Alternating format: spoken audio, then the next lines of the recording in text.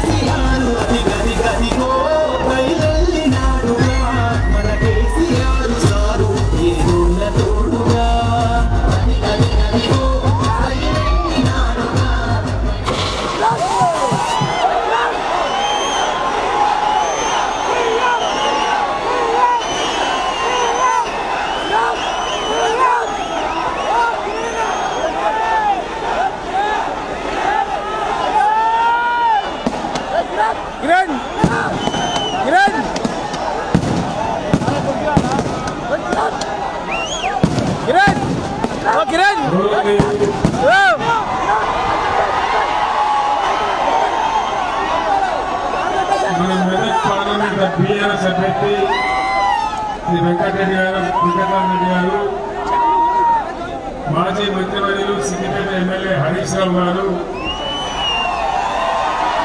మన స్థానిక ఎమ్మెల్యే మీ అందరి ప్రియతమ నాయకుడు మైపాల్ రెడ్డి గారు, నర్సాపూర్ ఎమ్మెల్యే సునీత మైపాల్ రెడ్డి గారు, మన సంగారెడ్డి ఎమ్మెల్యే చింతా ప్రభాకర్ గారు, జడ్పీ చైర్మన్ మంజుశ్రీ జైపాల్ రెడ్డి గారు, ఫారూక్ హుసేన్ మాజీ ఎమ్మెల్సీ గారు, గౌరవనీయులు సత్యనారాయణ గారు ఎక్స్ఎమ్మెల్యే గారు, ఇంత భారీ సంఖ్యలో రాత్రి పొద్దుపోయినా కూడా హాజరైన మీ అందరికీ కూడా నమస్కారం. పార్లమెంటుకు ఎలక్షన్లు జరుగుతూ ఉన్నాయి. మనకి 10 o'clock లిమిట్ ఉంది. దయచేసి నినాదాలు చివరి చెప్తాం. బాగుపడ్డ టైం దొరకాలా కొత్త సైలెన్స్ ఉంటే పెడతాం. మీ అందరికీ తెలుసు పార్లమెంట్ ఎలక్షన్లు జరుగుతూ ఉన్నాయి. ప్రధానమంత్రి నరేంద్ర మోడీ 10 సంవత్సరాల క్రితం గద్దెకెక్కితే 150 నినాదాలు చెప్పినాడు. 150 నినాదాలలో ఏ ఒక్క నినాదం కూడా నిజం కాలే. మీరందరూ చెప్పాలని అడుగుతా ఉన్నా. మోడీ గారు చాలా విషయాలు చెప్పినాడు. నేను గెలిస్తే విదేశాలలో ఉన్న నల్లడబ్బు తెచ్చి ప్రతి ఇంటికి 15 లక్షలు ఇస్తాను. వచ్చిన 15 లక్షలు పటాన్ చెరువులకు వచ్చినాడు కదా. మీరు అవుతావా నేను అవుతావా? రాలేదా అన్న? ఎక్కడ కూడా రాలేదు. సబ్కా సాత్ సబ్కా వికాస్ జరిగిందా? సత్యనాశ అయింది. మేక్ ఇన్ ఇండియా ఏమైనా వచ్చిందా? డిజిటల్ ఇండియా ఏమైనా జరిగిందా? అమృత్ కాల్ వచ్చిందా? వచ్చే దీని వచ్చిందా? డీజిల్ ధరలు పెరిగినాయి, పెట్రోల్ ధరలు పెరిగినాయి, గ్యాస్ ధరలు పెరిగినాయి. సామాన్యులు నడ్డి విరిగింది తప్ప వచ్చే దీని రాలే, కానీ సచ్చే దీని మాత్రం వచ్చింది. మళ్ళీ ఇప్పుడు అదే గ్యాస్ మేమేదో ఉద్ధరిస్తాం, 6 సతమామలు పెడతాం, 7 సూర్యులు పెడతాం. మళ్ళా మాకే గుర్తుంది అంటున్నాం. నమ్మచ్చునా? నమ్మే అవకాశం ఉందా? అంత ట్రాష్ గ్యాస్. ఎప్పటికప్పుడు గుర్తా నినాదం పెట్టుడు, పాకిస్తాన్ తో పంచాయతీ చెప్పుడు, వాడు పాకిస్తాన్ నిన్న పుట్టుక దేశం. జాడీ చొక్కటి పడితే 25 ఏళ్ళు మన చుట్టూ చూడండి. వాడిని చూపించి ప్రజలను ఎమోషనల్ బ్లాక్మెయిల్ చేసి ప్రతిసారి ఓట్లు అందుకున్నాడు మన గ్యాస్ చెప్పుడు. మోడీ ఎజెండాలో, బీజేపీ ఎజెండాలో పేదల కష్టాలు ఉన్నాయి. ఏ కాలం లేదు మన కాలం, మన కాలం పేదల కష్టాలు ఉన్నాయి. ధనికుల యొక్క బాధలు మాత్రం ఉంటాయి. ట్యాక్స్ మాఫీ చేస్తే అంబానీ అదానిల కంపెనీలకు పెద్ద పెద్ద కార్పొరేట్లకు 15 లక్షల కోట్లు మాఫీ చేసినారు. కానీ పబ్లిక్ సెక్టర్ కంపెనీలన్నీ కూడా ఒకటి నోట్ల బుక్క పెడతా ఉన్నారు. చివరికి ఎల్ఐసిని కూడా అమ్మేసే ప్రయత్నం చేస్తూ ఉన్నారు. రైల్వేని కూడా ప్రైవేట్ పని చేస్తూ ఉన్నారు. విమానాశ్రయాలు ప్రైవేట్ పని చేస్తూ ఉన్నాడు. ఓడరేవులు ప్రైవేట్ ప్రయాణం చేస్తూ ఉన్నాడు. మొత్తం పోతే మనం ఎక్కడ పోవాలి, మన యువకులు ఎక్కడ పోవాలా, ఏం జరగాలి ఈ దేశంలో? ఒక్క నినాదం కూడా కరెక్ట్ లేదు, ఒక్క మాట కూడా కరెక్ట్ లేదు. కాబట్టి దయచేసి ఆ నిశాలు పోకుండా ప్రజలు మిక్కులు ఆలోచన చేయాలని చెప్పి నేను కోరుతా ఉన్నాను. ఊరికే బుద్ధిగా పోయి ఓటు చేస్తే మన పిల్లల భవిష్యత్తు పోతుంది. ఇప్పటికే దేశం పడిపోయింది, అంతర్జాతీయంగా చాలా దెబ్బతిన్నాం. ఏం లాభం జరగలే, ఏ ఒక్కరు కూడా ఏ వర్గానికి లాభం జరగలేదు. పేదల గురించి కానీ, గిరిజనుల గురించి కానీ, మహిళల గురించి కానీ, ఫ్యాక్టరీలలో పనిచేసే కార్మికుల గురించి కానీ ఏ ఒక్క మంచి చట్టం తేలే. ఒక్క లేబర్ చట్టం కూడా మంచి చట్టం తేలే. కనీస జీతం పెంచాలని చట్టాలు తేలే.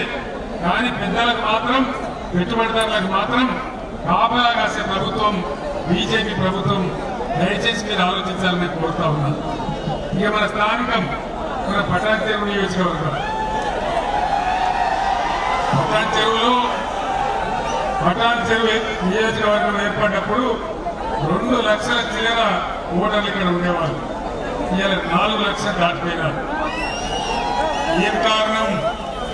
ఏ కారణం వల్ల నిలిపోయినారు? ఏం కారణం అంటే మనం ఉన్నప్పుడు పెట్టినటువంటి బ్రహ్మాండమైన టీఎస్ ఐపాస్ ఇండస్ట్రియల్ పాలసీ కావచ్చు, ఒక నిమిషం కూడా పోకుండా, రెప్ప పాట కూడా పోకుండా ఇచ్చిన కరెంటు కావచ్చు. ఇక్కడ పరిశ్రమలు పెరుగుతూ ఉన్నాయి. అందుకోసం దేశ నలుమూలల నుంచి వచ్చి బిడ్డలు ఇక్కడ నార్త్ ఇండియా కావచ్చు, వెస్ట్ ఇండియా కావచ్చు, ఈస్ట్ ఇండియా కావచ్చు, సౌత్ ఇండియా కావచ్చు, ఇక్కడ వచ్చి వాళ్ళ పొట్ట కట్టుకుంటూ ఉన్నారు. బ్రహ్మాండమైన హబ్గా తయారైంది మన పటాన్ చెరువు. ఆ రకంగా ఉద్యోగ ఉపాధి అవకాశాలు ఇక్కడ పెరిగినాయి కాబట్టి ఇతరులు కూడా వచ్చి మన దగ్గర బతుకుతా ఉన్నారు. మనకు కూడా అవకాశాలు దొరుకుతా ఉన్నాయి, మనం కూడా బతుకుతా ఉన్నాం. మరి నేను వచ్చినప్పుడు మైపాల్ రెడ్డి గారిని అడిగిన, అంత హైదరాబాద్ ఎంత పోయిందంటున్నారు, హైదరాబాదు పోయిందంటున్నారు, పటాన్ చెరువులో రియల్ ఎస్టేట్ ఎట్లుందని నేను అడిగిన. ఈయన కూడా కుప్పాడిపోయింది సార్, గోవిందా ఇది నేను చెప్తా ఉన్నాను. ఎందుకు, ఏం కారణం? పటాన్ చెరువులో కావచ్చు, మన కోవూరులో కావచ్చు, హైదరాబాద్ లో కావచ్చు, మొత్తం సిటీలో కావచ్చు, ఈ ముఖ్యమంత్రి వచ్చిన కానీ ఒక్క పర్మిషన్ కూడా ఇస్తలేడు. ఆయనకి స్క్వేర్ ఫీట్ కు 75 రూపాయలు అన్నట్ట. మన రియల్ ఎస్టేట్ కడితే స్క్వేర్ ఫీట్ కు 75 రూపాయలు ఇవ్వాలి. ఇస్తే ఏమైతుంది? అది మళ్ళా మన నెత్తి మీద పడుతుంది, బరువు ప్రజల మీద పడుతుంది. కానీ మాత్రం 75 రూపాయలు స్క్వేర్ ఫీట్ కట్టానట. దాంతో రియల్ ఎస్టేట్ మొత్తం కుప్పకూలిపోయినారు. ఎంత అద్భుతంగా ఉండే రియల్ ఎస్టేట్. ఒక గజం ధర ఎంత ఉండే పటాన్ చెరువులో ఇవాళ అడిగేవాడు కూడా ఉన్నాడా? రియల్ ఎస్టేట్ డౌన్ అయిందా? ఎవరు దీనికి కారణం? జై కాంగ్రెసేనా? కాంగ్రెసే కారణం కదా. అదేవిధంగా పటాన్ చెరువులో ఒకప్పుడు కలుషిత జలాలు ఉండి ప్రజలకు చాలా అనారోగ్యం వచ్చింది. మిషన్ భగీరథ వచ్చిన తర్వాత బ్రహ్మాండంగా ప్రతి ఇంటికి నిలబెట్టి పరిశుభ్రమైన జలాలు అందించింది బీఆర్ఎస్ ప్రభుత్వం. మీ అందరికీ కూడా ఆ విషయం తెలుసు. మళ్ళా ఈ రోజు నీళ్లు తక్కువైతా ఉన్నాయి, ఇబ్బందులు పెట్టే పరిస్థితి చేస్తా ఉన్నారు. మీరందరూ చూసినా మీ కళ్ళ ముందరనే ఉంది. పక్కనే కొల్లూరులో ఇండియాలోనే ఎక్కడ లేని విధంగా బ్రహ్మాండంగా 16,500 ఇల్లు డబుల్ బెడ్రూమ్ ఇల్లు కట్టి పేదలకు ఇచ్చిన విషయం మీకు తెలుసు. అయింది కదా కొల్లూరులో, మీ పక్కనే జరిగింది. ఇవాళ వీళ్ళవన్నీ కూడా ఏం కాలేదని అబద్ధాలు చెప్పి ఎంతసేపు కేసీఆర్ బదనాలు చేయాలని అన్ని రకాల ప్రయత్నాలు చేస్తా ఉన్నారు. ఎలక్షన్లలో పరిచేతిలో వైకుంఠం చూపించి 6 ప్రధాన గ్యారంటీలు 420 హామీలు ఇచ్చినారు. ఒక్కటన్నా నెరవేరిందా? ఒక్క ఫ్రీ బస్సు మాత్రం చేసినారు ఆడవాళ్లకు. దాంతో వాళ్ళు జుట్టు ముడేసుకొని కొట్టుకుంటా ఉన్నారు. ఆడవాళ్ళేమో తండ్రి ఆటో రిక్షా కార్మికులేమో ఆత్మహత్య చేసుకుంటా ఉన్నారు. వాళ్ళ బాధలు బతుకులు చెప్పలేకుండా అయిపోయినాయి. ఈ విధంగా అది ఒక్కటి తప్ప ఏ ఒక్కటి కూడా చేయలే. ప్రతి మహిళకు 2,500 రూపాయలు వచ్చినాయా? రాలేదా? మీలో కొందరు రైతులు కూడా ఉండవచ్చు. రైతు బంధు వచ్చిందా? అది కూడా రాలే. వ్యవసాయ కూలీలకు 1,200 రూపాయలు వచ్చినాయా? 2 లక్షల రుణమాఫీ అయ్యిందా? కాలేదా? మహిళలకు 2,500 వచ్చినాయా? పెన్షన్ 2,000 4,000 అయిందా? 4,000 కాలే కానీ పాత 2,000 ఒక నెలని కోత కోసినారు. జనవరి నెల ఎగబెట్టినారు. ఏమైనా ముఖ్యమంత్రి ఏం సంగతి అంటే కనపడ్డ దేవుని మీద ఒట్టిగా దేవుడు ఎదురవుడే కష్టమిగా దేవుళ్ళ మీద ఒట్లు, కేసీఆర్ మీద తిట్లు. ఇవన్నీ ఎందుకు చేయవు? నువ్వు జూట ఆమె చెప్పినావంటే కేసీఆర్ ని గుడ్డు వీక్తా ఓటీలు ఆడుకుంటా, కేసీఆర్ ని పేరు తీసి మెడలేసుకుంటా, ఆఖరి నీ ముట్టి మీద చెడ్డి కూడా కూర్చుకుంటాడు. చెడ్డి ఏం చేసుకుంటాడో నాకు అర్థం కాలేదు. అంతే కదా? ఈ విధంగా రైతులను మోసగించి విద్యార్థుల ఫీజు రియంబర్స్మెంట్ స్కీమ్ అది పెట్టాలి. 5 నెలల నుంచి రూపాయి కూడా ఇస్తారు. సోషల్ వెల్ఫేర్ రాష్ట్రాలలో నడుస్తూ ఆహారం తిని విద్యార్థులు హాస్పిటల్ పాలవుతా ఉన్నారు. దాన్ని పట్టించుకునే గతి లేదు. మన మనాడు పేద పిల్లలు చదువుకోవాలని, విదేశాలకు పోవాలని, పెద్ద చదువులు వాళ్ళకి రావాలని అంబేద్కర్ పేరు మీద, జ్యోతిరావు పూలే పేరు మీద 20 లక్షల స్కాలర్షిప్ ఇచ్చినాం. 5 నెలల నుంచి దాన్ని కూడా బంద్ పెట్టినారు. కేసీఆర్ కిట్ బంద్ అయినది. హరీష్ రావు ఆరోగ్య మంత్రి ఉన్నప్పుడు న్యూట్రిషన్ కిట్ తెచ్చినాడు. దాన్ని కూడా బంద్ పెట్టినారు. అన్ని బందే, ప్రజలు కూడా బందే. చివరికి ఇంకో మాట చెప్పినారు. మనం ఆ రోజు పేద పిల్లల రంగాల కోసం 1 లక్ష రూపాయలు ఇచ్చి వాళ్ళని ఆదుకున్నాం. పేదలకు ఆరోగ్యం ఖరాబ్ అయితే సీఎం ఆరోపించి ఆదుకున్నాం. వీళ్ళేం చెప్పినాడు? ఎలక్షన్లలో 6 గ్యారెంటీలలో కేసీఆర్ 1 లక్ష రూపాయలు ఇస్తాడు, మేము తులం బంగారం ఇస్తామన్నాడు. తులం బంగారం వచ్చిందా? పటాంజర్లు వచ్చిందట కదా. రాలేదా? రాలే. తులం బంగారం కూడా రాలే. సీఎం కూడా బంద్ అయిపోయింది. అప్పుడు మైపాలను తెచ్చి నెలకు 300-400 మందికి పేదల కోసం నాకు శాంక్షన్ తెచ్చి మీకు ఇచ్చేవాడు. ఈరోజు కూడా బంద్ అయిపోయింది. ఈ రకంగా రైతులు పండించిన పంటలకు దిక్కులేదంటే వడ్లు కూడా కొనకుండా అమ్మాయి కూడా పరిస్థితి లేదు. ఆనాడు బీఆర్ఎస్ ఉన్నప్పుడు రైతులు నిలబడాలని వాళ్ళకి రైతు బంధు ఇచ్చి, రైతు బీమా ఇచ్చి, ఫ్రీ కరెంట్ ఇచ్చి బ్రహ్మాండంగా తయారు చేసినాం. నడిచిపోయిన వడ్లు కూడా కొన్నాం, రైతాంగాన్ని నిలబెట్టాం. ఈ రోజు ఈ రాష్ట్ర ప్రభుత్వం అన్ని వర్గాల ప్రజలను మోసం చేసి మంచిగా ఉన్న తెలంగాణను ఆగమాగం చేసింది. కరెంటు కోతలు ఇలా చందానగర్ లో మీ పక్కనే ఉంటుంది బిహెచ్ఎల్ దగ్గర. చందానగర్ లో ప్రజలందరూ కూడా 24 గంటల నుంచి కరెంట్ రాకపోతే వాళ్ళు పోయి సబ్స్టేషన్ మీద దాడి చేసినారు. హైదరాబాద్ లో కరెంటు కోతలు. కరెంట్ ఎప్పుడు వస్తుందో ఎప్పుడు రాదో తెలియదు. పారిశ్రామికవేత్తలు కూడా లాభం లేదు మేము పోతామని విస్తర్ కడతా ఉన్నారు, ఇక్కడ నుంచి వెళ్ళిపోతా ఉన్నారు. డార్మింగ్ అనే సంస్థ 1000 కోట్లు పెట్టుబడి పెట్టాలని వచ్చి మన ప్రభుత్వంలో వచ్చింది. పని స్టార్ట్ చేయకుండా ఈ ప్రభుత్వ వైఖరి కరెంటు కోతలు చూసి వాళ్ళు తమిళనాడు కూడా వెళ్ళిపోయినారు. మరి ఇదే గతి జరిగితే మన గతి ఏం కావాలో ఒక్కసారి దయచేసి మీరు ఆలోచించాలి. నరేంద్ర మోడీ ఈ రోజు కృష్ణా గోదావరి నీళ్లు నేను తమిళనాడు తరలిస్తా ఉన్నాడు. అంటే మళ్ళీ నదుల నీళ్లు కూడా పోయే ప్రమాదం వస్తూ ఉంది. ఈ ముఖ్యమంత్రి ఏమో మాట కూడా మాట్లాడలేడు. నరేంద్ర మోడీ నువ్వు బడే బాయ్, నేను చోటే బాయ్ అని మాట్లాడుతూ ఉన్నాడు. చాలా పెద్ద ప్రమాదం ఉంది. ఈ ప్రమాదం నుంచి తెలంగాణ కాపాడుకోవాలంటే ఉద్యమ టైంలో నేను పటాన్చెరువుకు చాలా సార్లు వచ్చిన మీరందరూ కూడా ఉప్పెనలాగా వేసినారు.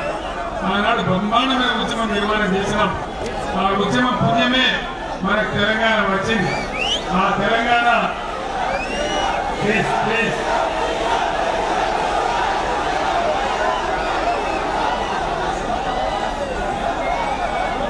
ఆనాడు తెచ్చుకున్న తెలంగాణ నేను నా ప్రాణాలను తెచ్చుకొని ఆమరణ దీక్ష బట్టి చావు నోట్లో తలకాయ పెట్టి తెలంగాణ తెచ్చుకున్నాం.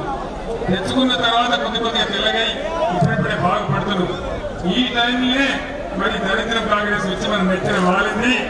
చాలా ఇబ్బంది జరిగే పరిస్థితి ఉన్నది. నేను ఒక్కటే మాట మీ మీడియాగా మీకు మనవి చేస్తా ఉన్నా, బాధ్యత గల వ్యక్తిగా ఒకటే మాట చెప్తా ఉన్నా. ఈరోజు గోదావరి కృష్ణా నీళ్ళు మనకే దక్కాలన్నా, మళ్ళీ మన పరిశ్రమలు మనకే ఉండాలన్నా, ఇక్కడ కళ్ళద్దాలు తయారు చేసే కంపెనీ నిలబడి ఉండాలన్నా, ఇక్కడ రైల్వే కోచ్ ఫ్యాక్టరీ నిలబడి ఉండాలన్నా, అనేక ఫ్యాక్టరీ ఇంకా మన పడతలకు రావాలన్నా ఖచ్చితంగా ఇవాళ మెదక్ ఎంపీగా వెంకట్రామరెడ్డి గారు గెలవాలి. బీఆర్ఎస్ డజన్ పైబడి స్థానాలు బీఆర్ఎస్ గెలిస్తేనే పార్లమెంట్ లో మనం కీలక పాత్ర పోషించే అవసరం వస్తుంది. ఆ విధంగా నేను రాష్ట్రాన్ని కాపాడుకోవచ్చు. కాబట్టి దయచేసి మీరందరూ కూడా పనిచేయాలని కోరుతా ఉన్నా. నా ప్రాణం ఉన్నంత వరకు, దేవుడు ఇచ్చినటువంటి ప్రాణం ఉన్నంత వరకు తెలంగాణ కోసం నా ప్రాణమైన బలిపెట్ట గాని అన్యాయం మాత్రం జరగనివ్వను. మీరే నాకు అండదండ, మీరే నాకు ఇన్స్పిరేషన్, మీరే నాకు ఊపిరి. నేను ఒక్క మాట, నేను పెద్దవాడిని చిన్న మాట మాట్లాడను, కానీ ఇక్కడ ఉండే పోలీసులకు నేను చెప్తా ఉన్నా, చాలా చాలా అతిగా ప్రవర్తిస్తా ఉన్నారు. పటాన్చేరు ప్రాంతంలో రేపు వచ్చేది మళ్ళా మా బీఆర్ఎస్ ప్రభుత్వమే.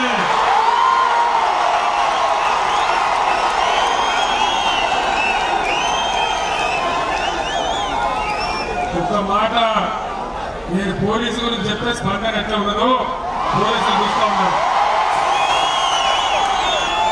మీరు అతి ప్రవర్తన చేస్తే మటుకు మళ్ళా వచ్చేది బీఆర్ఎస్ ప్రభుత్వమే. జాగ్రత్త. మేము ఆనాడు లాఠీలకు, లూటాలకు, తుపాకులకు, జైళ్లకు భయపడితే తెలంగాణ వచ్చేదే కాదు. వచ్చిన తెలంగాణ మనమేనా భయపడేది? కాబట్టి జాగ్రత్త, అతిగా పోకండి. మీ డ్యూటీ మీరు చేసుకోండి. మీకు రాజకీయ అవసరం లేదు. కాబట్టి జాగ్రత్తగా ఉండమని నేను పోలీసు సోదరులకు చెప్తా ఉన్నా. మీ అందరూ నేను కోరేది ఒకటి, మన ఐకమత్యమే మనకు శ్రీరామ రక్ష. అందరం కలిసి ఆనాడు తెలంగాణ తెచ్చుకున్నాం. ఈనాడు ఈ దుర్మార్గ కాంగ్రెస్ నుంచి, దుర్మార్గ బీజేపీ నుంచి తెలంగాణను రక్షించుకోవాలంటే డజన్ పైబడి స్థానాలు మనం గెలవాలి.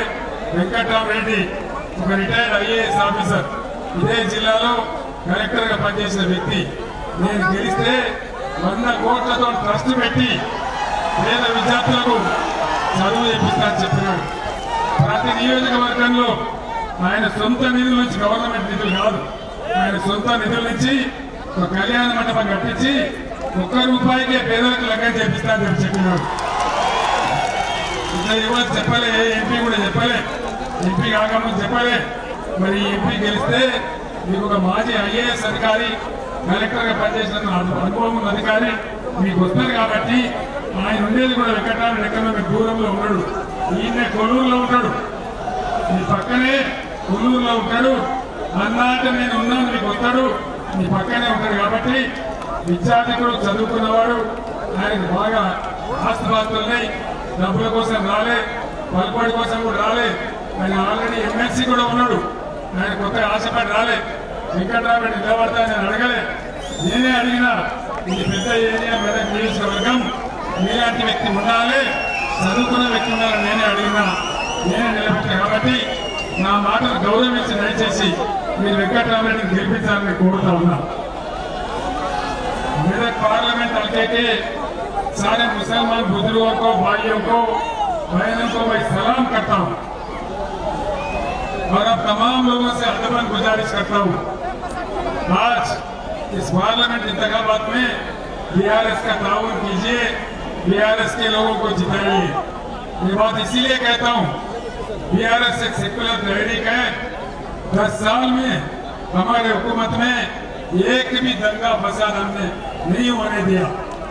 पार्लियामेंट जब तेलंगाना के जद्दोजहद चल रहा था, कई बार मैं यहाँ आया पटानचेरू में, उन दिनों में कह रहा था अल्लाह के घर में देर है लेकिन अंधेर नहीं है।